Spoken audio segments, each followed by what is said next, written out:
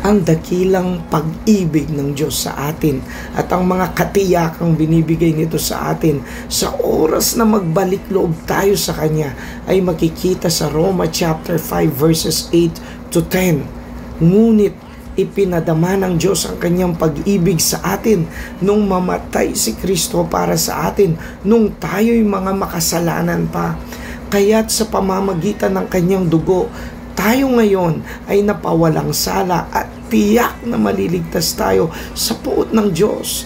Dati tayo ay mga kaaway ng Diyos, ngunit tinanggap na niya tayo bilang mga kaibigan sa pamamagitan ng pagkamatay ng Kanyang anak. At dahil dito, tiyak na maliligtas tayo sapagkat si Kristo ay buhay.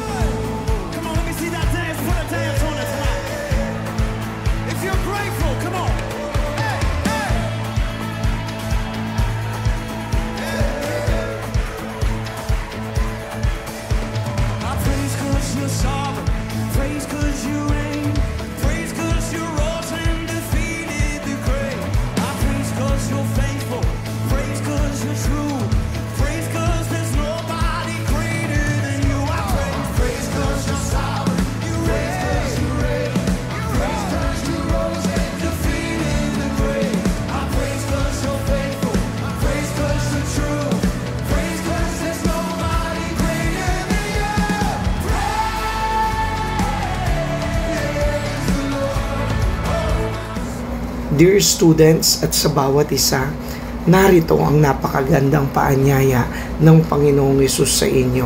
Sa Matthew chapter 11 verse 28, lumapit kayo sa akin, kayong lahat na nahihirapan at nabibigat ang lubha sa inyong pasanin, at kayo'y bibigyan ko ng kapahingahan.